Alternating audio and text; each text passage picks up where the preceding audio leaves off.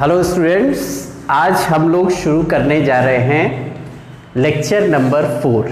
Lecture number 4 में आज हमें क्या पढ़ना है? देखो, लॉज ऑफ केमिकल कॉम्बिनेशन में 3 लॉज की हमने स्टडी कर लिया, लॉज के बारे में पढ़ लिया, उस पर बेस्ड न्यूमेरिकल लगा लिए। अब हमें कौन सा लॉ पढ़ना है? हमें पढ़ना है चौथा लॉ ऑफ रेसिप्रोकल प्रोपोर्शन। तो सीबीएसई ने तो नहीं इसको अपने सिलेबस में रखा है, लेकिन आईएससी ने इसको अपने सिलेबस में रखा है। कंपटीशन में भी क्वेश्चन पूछा जा सकता है, हो सकता है कभी। तो हम लोग शुरू करेंगे लॉ ऑफ रेसिप्रोकल। लेकिन लॉ ऑफ रेसिप्रोकल शुरू करने के पहले अब देखो कैसे रिलेट करना। लॉ ऑफ कांस्टेंट प्रोपोर्शन में क्या था? लॉ ऑफ कांस्टेंट प्रोपोर्शन जो कि सेकेंड लॉ था, उसमें था कि कोई भी कंपाउंड किसी भी तरीके से बनाया गया, उसमें एलिमेंट के वेट का रेशियो कांस्टेंट था। दूसरा लॉ हम लोग क्या पढ़े? Law of multiple proportion. Multiple proportion में हम लोग क्या पढ़े कि अगर 2 एलिमेंट मिल करके 2 या 2 से ज़्यादा कंपाउंड का फॉर्मेशन करते हैं तो एक के फिक्स वेट के लिए दूसरे के डिफरेंट वेट के रेशियो में क्या देखने को मिलता था? एक सिंपल होल नंबर रेशियो। यहाँ पर लॉ ऑफ रेसिप्रोकल प्रोपोर्शन में हम 3 एलिमेंट लेंगे। मान लो हमने 3 एलिमेंट कौन कौन से लिया? ए, बी और सी। हमने क्या किया? 3 एलिमेंट लिया, ए, बी और सी। अब उसके बाद एक एलिमेंट का फिक्स वेट बाकी दोनों एलिमेंट के डिफरेंट वेट के साथ कंबाइन करेगा। ध्यान देना है, ए का फिक्स वेट, इसका एक फिक्स्ड वेट बी और सी के डिफरेंट वेट के साथ कंबाइन करेगा। ठीक है, चलो इसको थोड़ा सा पहले आधा हुआ, ये आधा पहले समझ लेते हैं। तो सपोज करो let x weight of a combines with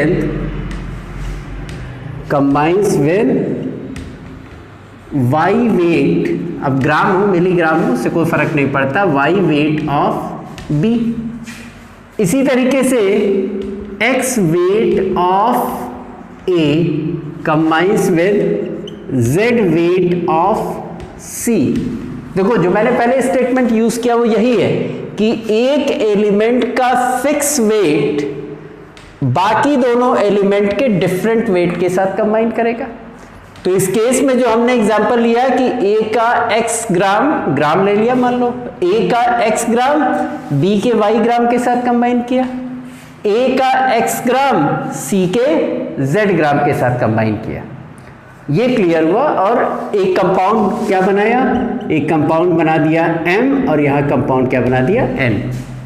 इसका कोई खास रूल नहीं है।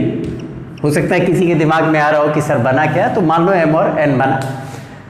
तो यहां क्या हुआ कि एक एलिमेंट का फिक्स वेट बाकी दोनों एलिमेंट के डिफरेंट वेट के साथ कंबाइन किया।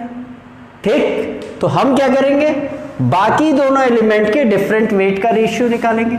यानी अगर हम निकालें कि weight of B is to weight of C, तो ये कौन सा आएगा? Y is to Z।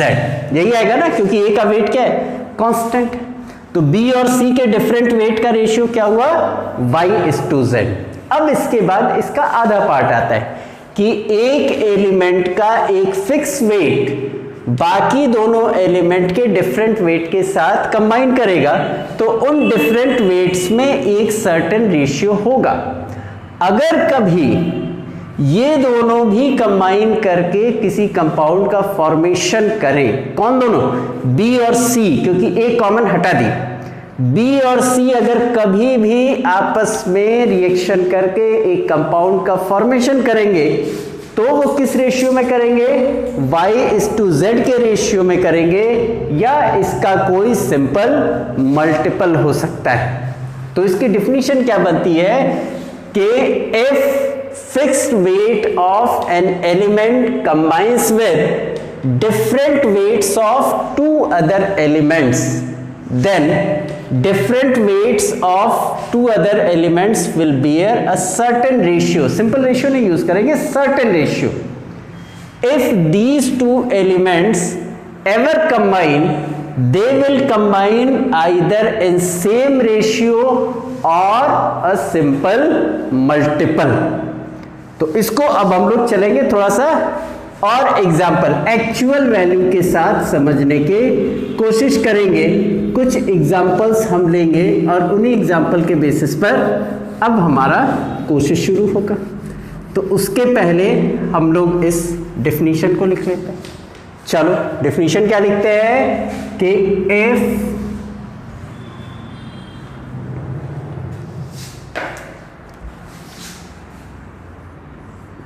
if certain weight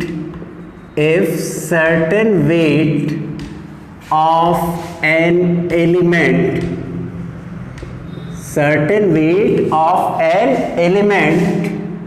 let A combines with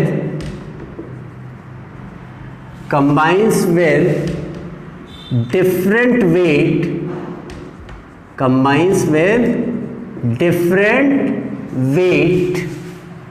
of two other elements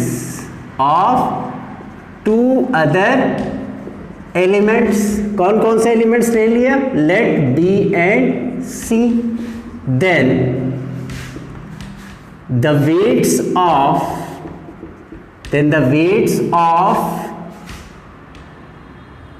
अब हम यहां नाम देते हैं बी एंड सी विल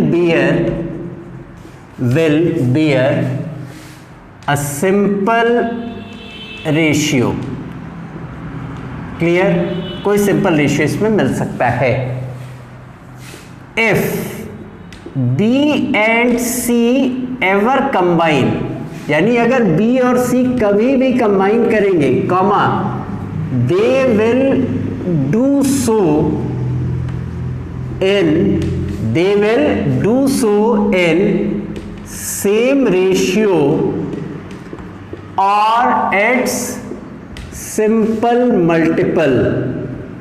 यानी जो अभी आपको मैंने समझाया एग्जांपल देकर के, वो यही चीज है कि एक एलिमेंट का सर्टेन वेट दो डिफरेंट एलिमेंट के, दो अदर एलिमेंट्स के डिफरेंट वेट के साथ कंबाइन करेगा, तो उन दोनों एलिमेंट के वेट्स में एक सिंपल रेशियो देखने को मिलेगा।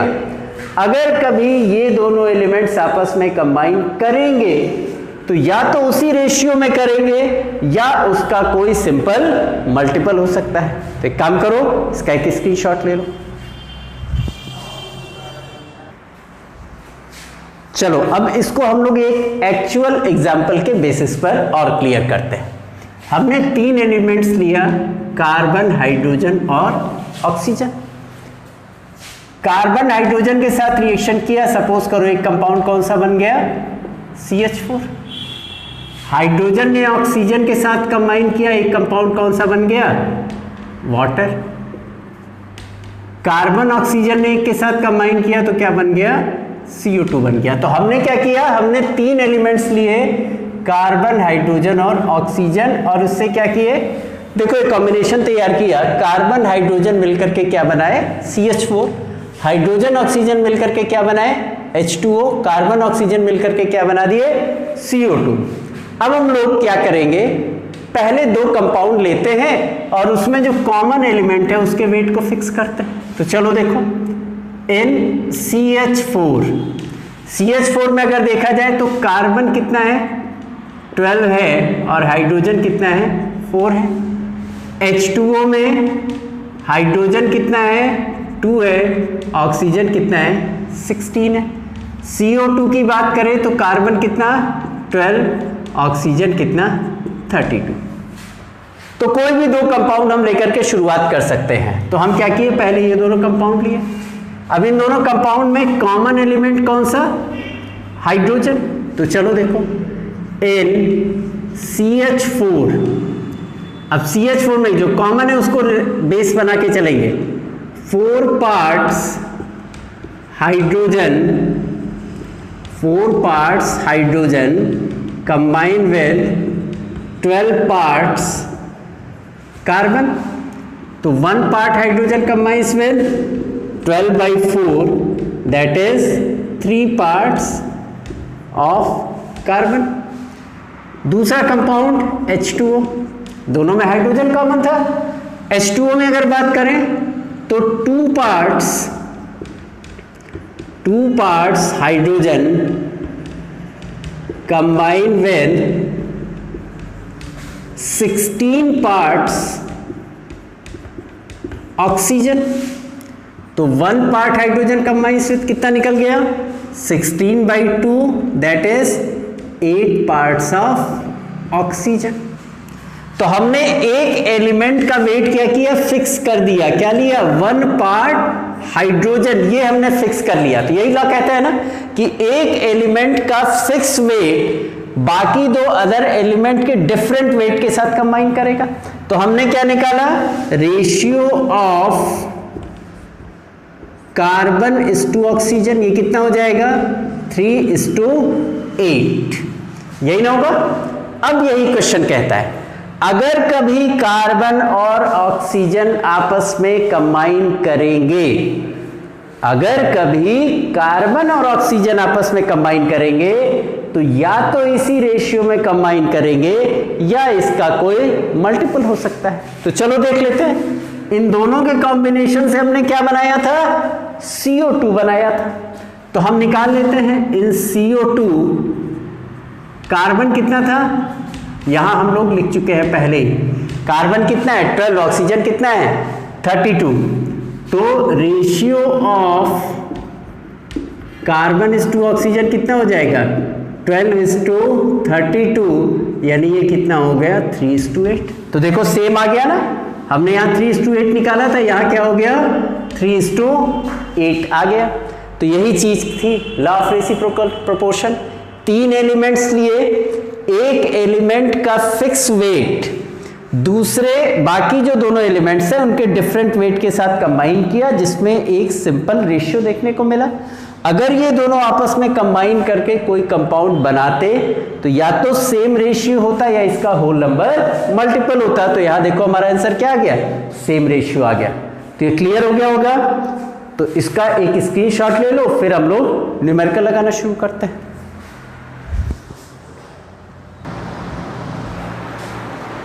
चलो तो अब इस क्वेश्चन की हम लोग बात करते हैं। तो सबसे पहला क्वेश्चन हमारा ये कहता है कि ammonia contains 82.35% of nitrogen and 17.65% of hydrogen. यानी अमोनिया का फॉर्मूला से मतलब नहीं है, यहां क्या मतलब है कि अमोनिया में कहा कि नाइट्रोजन का वेट कितना 82.35%, हाइड्रोजन का वेट कितना है 17.65%। पहला कंपाउंड दे दिया। दूसरा क्या कहा, water contains 88.90% of oxygen and 11.10% of hydrogen. Nitrogen trioxide contains 63.15% of oxygen and 36.85% of nitrogen. Clear? Show that these data illustrate law of reciprocal proportion। तो चलो हम लोग एक और से शुरू करते हैं। सबसे पहला कंपाउंड हमारा क्या दिया गया, अमोनिया दिया गया। अमोनिया में क्या कहा गया, अमोनिया में कहा गया नाइट्रोजन कितना 82.35%, ऑक्सीजन कितना 17.65%। दूसरा कंपाउंड क्या दिया इसने, दूसरा कंपाउंड इसने दिया वाटर।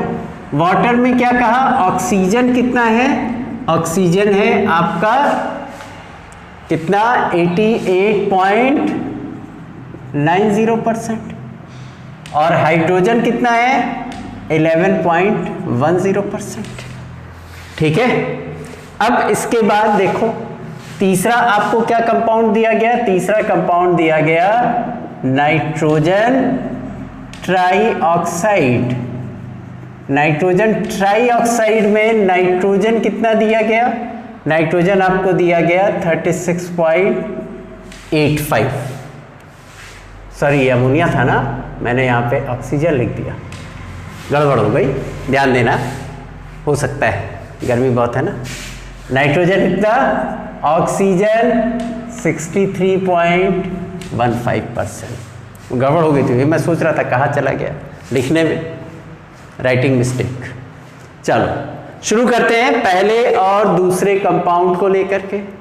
पहले और दूसरे कंपाउंड में देखो हमारा सबसे पहला काम होता है कि जो भी दो कंपाउंड हम ले रहे हैं उसमें हम पहले कॉमन वाले का सिलेक्शन कर लें कि हमारा कॉमन एलिमेंट कौन सा है। सबसे पहली चीज आप ऐसे डेटा लिख लीजिए। डेटा लिखने के बाद आप दो कंपाउंड चूज कर लीजिए। दोनों कंपाउंड में ये चूज कर लीजिए कि कॉमन एलिमेंट कौन सा है। तो इन दोनों में कॉमन एलिमेंट कौन है? हाइड्रोजन। तो जो कॉमन एलिमेंट हो उसके वेट को आप क्या करिए? कांस्टेंट बना दीजिए। तो कैसे कांस्टेंट बनाएंगे? चलो देखो, अब हम लिख देते हैं N अमोनिया। अमोनिया में हाइड्रोजन कॉमन बनाना है ना। 17.65 ग्राम, मान लो ग्राम में ले लिया। 17.65 gram hydrogen combines with 82.35 gram nitrogen. देखो परसेंटेज में दिया है, नाइट्रोजन 82.35, हाइड्रोजन कितना? 17.65। तो 17.65 ग्राम हाइड्रोजन कितने से कंबाइन करता है? 82.35 ग्राम नाइट्रोजन से। तो 1 ग्राम हाइड्रोजन कंबाइंस में 1 ग्राम कितने से कंबाइन करेगा? 82.35 by 17.65।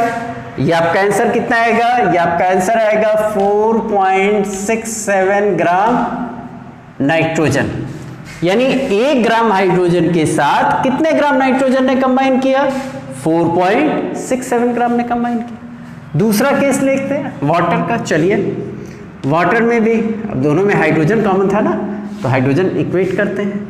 11.10 gram hydrogen combines with 88.90 gram oxygen, है ना। ऑक्सीजन कितना? 88.90 ग्राम। तो अब इसमें भी हम 1 ग्राम ले लें, तो 1 ग्राम कितने के साथ कंबाइन करेगा?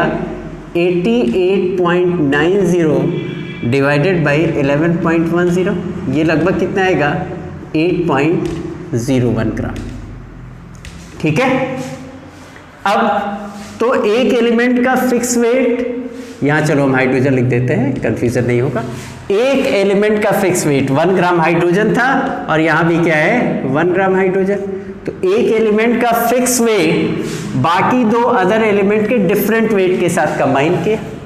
तो देखो ratio of weight of nitrogen is to oxygen, ये कितना आएगा? 4.67 इज टू 8.01। जब आप इसको सॉल्व करेंगे तो ये कितना आएगा?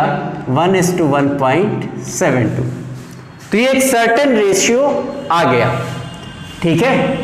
अब अगर ये दोनों कभी आपस में कंबाइन करते, लॉ यही कहता है ना, अगर ये दोनों कभी आपस में कंबाइन करते तो या तो इसी रेशियो में करते या इसका मल्टीपल होते। तो चलो कंबाइन तो कर लिया, और कंबाइन करके क्या बना लिया? नाइट्रोजन ट्राइऑक्साइड बना लिया। देख लेते हैं अगर नाइट्रोजन ट्राइऑक्साइड में वेट का रेशियो सेम आया या मल्टीपल आया, तब तो लॉ सही है, नहीं तो लॉ क्या हो जाएगा? गलत हो जाएगा। चलो देख लेते हैं। N nitrogen trioxide, N nitrogen trioxide, ratio of nitrogen is to oxygen. तो नाइट्रोजन कितना था? 36.85 इज टू 63.15, ये आता है 1 इज टू 1.71। अब देखो एग्जैक्ट नहीं आया, लेकिन अप्रोक्सीमेशन में ये क्या आ गया? इक्वल आ गया, क्योंकि एग्जैक्टली डिवीजन दोनों केस में नहीं। तो ये दोनों क्या आ गए? लगभग बराबर आ गए। जब लगभग बराबर आ गए तो कंक्लूजन क्या निकला? कंक्लूजन ये निकला, देयरफॉर दीज डेटा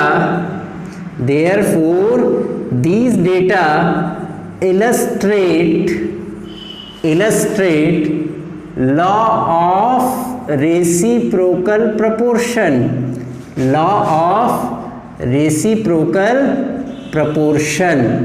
तो क्या किया हमने, देखो बिल्कुल एग्जैक्टली जो आपको एग्जांपल दे करके बताया था कि पहले दो कंपाउंड सेलेक्ट किए, दोनों में कॉमन एलिमेंट सेलेक्ट किया, उस कॉमन एलिमेंट के वेट को किस में कन्वर्ट किया, 1 ग्राम में, और बाकी अदर दोनों एलिमेंट्स के वेट का एक रेशियो पर्टिकुलर ऑब्टेन कर लिया। उसके बाद जब ये दोनों कंबाइन करके एक नया प्रोडक्ट बनाए तो उसके भी वेट का रेशियो निकाल लिया, दोनों बराबर आ गए। जब बराबर आ गए तो इसका मतलब क्या हुआ कि ये जो भी डेटा गिवन है ये लॉ ऑफ रेसिप्रोकल प्रोपोर्शन को फॉलो करता है। तो इसका एक स्क्रीनशॉट ले लो, फिर अगला क्वेश्चन बताते हैं। चलो आ जाते हैं, एक क्वेश्चन और है। क्वेश्चन क्या कह रहा है, देखो ध्यान से पहले क्वेश्चन कह रहा है PCl3 कंटेन्स 22.57% ऑफ फास्फोरस, यानी PCl3 में फास्फोरस का परसेंटेज कितना है, 22.57 है। PH3 जानते हो, PH3 फॉस्फीन को कहते हैं, फॉस्फीन गैस का फॉर्मूला है। तो फॉस्फीन कंटेन्स 91.18% ऑफ फास्फोरस।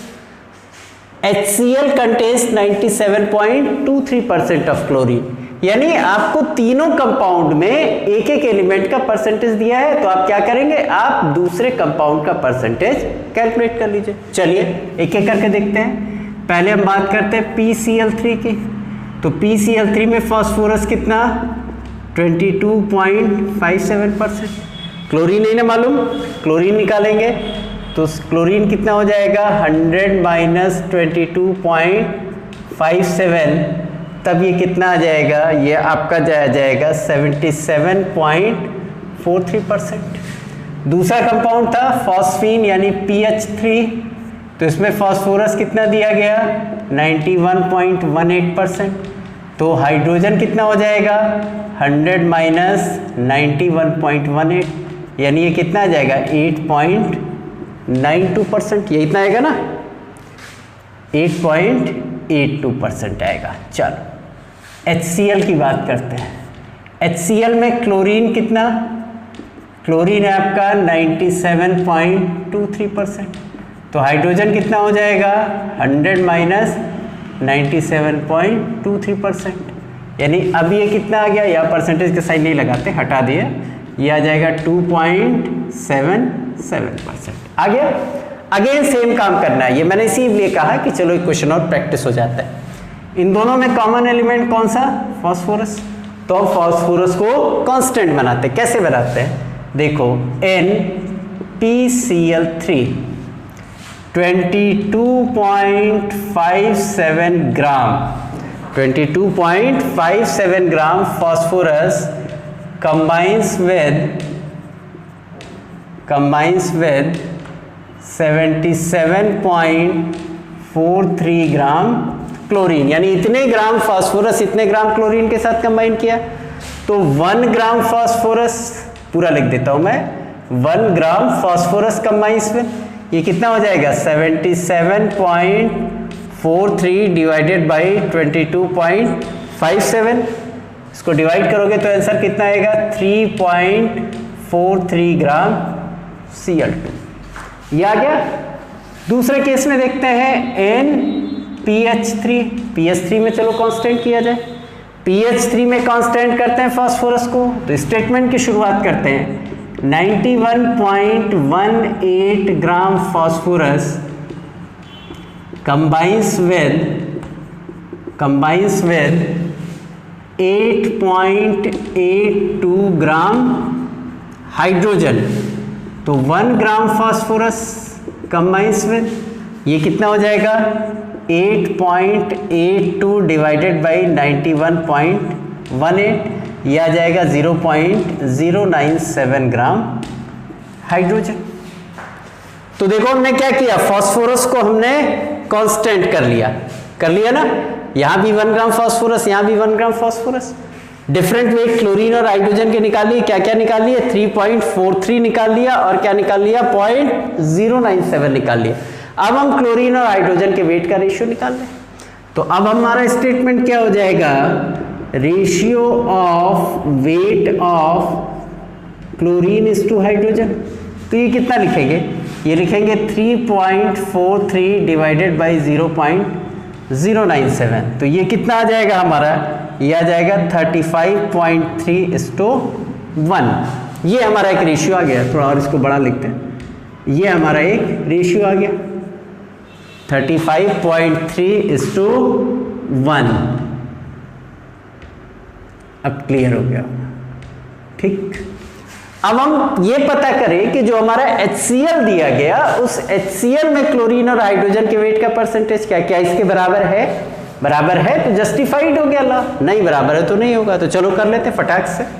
देखो क्या लिखेंगे, NaHCl ratio of weight of chlorine is to hydrogen. तो क्लोरीन कितना था? क्लोरीन था 97.23, हाइड्रोजन कितना था 2.77। सॉल्व करेंगे तो क्या आएगा 35.1:1। इसको थोड़ा और बड़ा कर दें। तो अब देखो ये रेशियो क्या है, आपस में लगभग बराबर है। हम इतने के डिफरेंस को नेग्लेक्ट कर सकते हैं ऐसे केसेस में, क्योंकि कैलकुलेशन काफी बड़े बड़े हो जाते हैं। तो यानी ये रेशियो क्या आ गया, अप्रॉक्स इक्वल आ गया। जब अप्रॉक्स इक्वल आ गया तो क्या लिख देंगे, देयरफॉर डेटा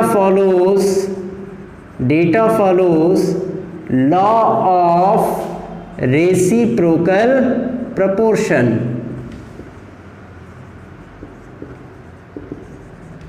ठीक है, तो ये क्वेश्चन भी उसी तरीके का था।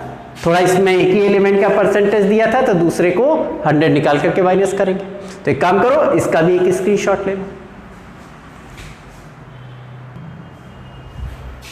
चलो आते हैं अब हम लोग तीसरे क्वेश्चन पे। ये बिल्कुल डिफरेंट टाइप का क्वेश्चन है। अभी तक के दोनों क्वेश्चन में हम लोग क्या सीखे कि हमें डेटा गिवन था, हम जस्टिफाई कर रहे थे कि data law of reciprocal proportion को फॉलो करता है। अब इस क्वेश्चन में क्या है, देखो इस क्वेश्चन में कह रहा है कि लॉ ऑफ रेसिप्रोकल प्रोपोर्शन को फॉलो करेगा और हमें डेटा निकालना है। कैसे? एल्यूमिनियम ऑक्साइड कंटेन्स 52.9% एल्यूमिनियम, यानी एल्यूमिनियम का ऑक्साइड है हमारे पास जिसमें एल्यूमिनियम का परसेंटेज कितना है 52.9%, और कार्बन डाइऑक्साइड में कार्बन का परसेंटेज कितना है 27.27%। यानी हमारे पास एक कंपाउंड है एल्यूमिनियम ऑक्साइड, इसमें हमको क्या गिवन है, परसेंटेज ऑफ एल्यूमिनियम हमको गिवन है कितना है 52.9%। तो हम परसेंटेज ऑफ ऑक्सीजन निकाल सकते हैं 100 माइनस 52.9, ये कितना आ जाएगा 47.1% आ जाएगा। फिर हमारे पास दूसरा कंपाउंड कौन सा दिया है, CO2 दिया है। कार्बन कितना दिया गया, परसेंटेज ऑफ कार्बन ये दिया गया 27.27%। तो परसेंटेज ऑफ ऑक्सीजन निकाल सकते हैं ना, 100 माइनस 27.27, यानी ये कितना हो जाएगा 72.73%। तीसरा कंपाउंड एल्यूमिनियम कार्बाइड, और पूछा है परसेंटेज ऑफ एल्यूमिनियम, यही हमसे क्वेश्चन पूछा गया। ऑक्सीजन का भी नहीं दिया गया, ऑक्सीजन का देता तो माइनस कर देते। लेकिन अब ऐसे क्वेश्चन में क्या कहता है कि law of reciprocal proportion correct है, यानी data law of reciprocal proportion के अकॉर्डिंग ही दिया हुआ है। तो जब उसके अकॉर्डिंग दिया गया है तो आपको क्या कर रहे हैं, आपको एल्यूमिनियम का परसेंटेज फाइंड करना है। तो इस टाइप का क्वेश्चन, ये देखो बाकी दोनों से बिल्कुल डिफरेंट है, तो हम इसको कैसे निकालेंगे। अब देखो अगेन वही basic principle same, aluminium carbide carbon dioxide में दोनों में कॉमन क्या है, हमारा ऑक्सीजन है। तो दोनों केस में हम ऑक्सीजन को कांस्टेंट मान के चलते हैं। तो चलो निकालते हैं। सबसे पहले बात करते हैं in aluminium oxide, in aluminium oxide 47.1 gram oxygen, oxygen common है ना, oxygen combines with 52.9 gram aluminium. तो 1 ग्राम ऑक्सीजन कंबाइंस विथ कितना आएगा, ये 52.9 बाई 47.1। ठीक है, मल्टीप्लिकेशन सही है। ये क्या आ जाएगा 1.123 ग्राम एल्यूमिनियम। यानी 1 ग्राम ऑक्सीजन कितने ग्राम एल्यूमिनियम से कंबाइन किया? 1.123 ग्राम एल्यूमिनियम के साथ कंबाइन किया। दूसरा केस ले लेते हैं, NCO2। CO2 में क्या कहते हैं? 27 ऑक्सीजन लेके चल रहे हैं ना, हाँ, 72.73 ग्राम ऑक्सीजन combines with कितने ग्राम कार्बन? 27.27 gram carbon. तो 1 ग्राम ऑक्सीजन कंबाइंस विद कितने के साथ? 27.27 डिवाइडेड बाई 72.73, ये कितना आ जाएगा? 0.375 ग्राम ऑक्सीजन कह रहे, सॉरी कार्बन निकालना है ना। चलो आज बहुत गर्मी है। चलो भाई, तो एल्यूमिनियम निकल गया और क्या निकल गया? कार्बन निकल गया ना, 1 ग्राम ऑक्सीजन के साथ जो कंबाइन किया। अब क्वेश्चन में कह दिया है assuming that law of reciprocal proportion is true, यानी इतना ग्राम एल्यूमिनियम इतने ग्राम कार्बन के साथ कंबाइन करेगा। Since data follows law of reciprocal proportion, follow कर रहे हैं ना, तो अब होगा क्या? क्वेश्चन में क्या है? Since data follows law of reciprocal proportion, इसका मतलब कि 1.123 ग्राम एल्यूमिनियम विल कंबाइन, ये स्टेटमेंट बहुत ही ज़्यादा जरूरी है, will combine with 0.375 gram carbon. तो अब हम कार्बन का परसेंटेज निकाल लें, देयरफॉर परसेंटेज एल्यूमिनियम का निकालना है ना। चलो एल्यूमिनियम का परसेंटेज ऑफ एल्यूमिनियम क्या हो जाएगा? Weight of aluminium upon weight of aluminium plus weight of carbon into 100। यही होता है ना, परसेंटेज निकाला होगा 10th में कि परसेंटेज किसी एलिमेंट का निकालना होता है तो क्या करते हैं? Weight of element upon total weight of compound. तो वही काम यहाँ भी करते हैं। चलो 1.123 divided by 1.123 plus 0.375 into 100, 1.123 by 1.498 into 100, यह आ जाएगा 74.97% एल्यूमिनियम। यही आपका क्या हो जाएगा? फाइनल आंसर हो जाएगा। तो देखो ये बिल्कुल अलग टाइप का क्वेश्चन था, लेकिन लगाने का बेसिक तरीका सेम था कि पहला ये स्टेप क्या था? सेम था जो बीते 2 क्वेश्चंस में हमने किया कि जो भी 2 कंपाउंड लिए उसमें कॉमन एलिमेंट के वेट को कांस्टेंट करके निकाला। अब तीसरा पार्ट डिफरेंट था। तीसरे पार्ट में क्या करते थे पिछले दोनों क्वेश्चन में कि कंपाउंड दिया रहता था, उसमें वेट का रेशियो निकाल के कंपेयर कर लेते थे इन दोनों के रेशियो के बराबर है कि नहीं। यहाँ कह दिया कि इसी रेशियो में, क्योंकि रेसिप्रोकल प्रोपोर्शन करेक्ट है, तो हम इस तरीके से इस क्वेश्चन को सॉल्व कर लेंगे। तो आज हम लोगों ने क्या पढ़ लिया? आज हम लोगों ने लॉ ऑफ रेसिप्रोकल प्रोपोर्शन पढ़ा, उसका कॉन्सेप्ट पढ़ा, उस पर जितने तरह के न्यूमेरिकल लगने हैं वो पढ़ लिया। अब अगले चैप्टर तक आप लोग इतना हिस्सा पूरा प्रिपेयर करके रखिए, ठीक है।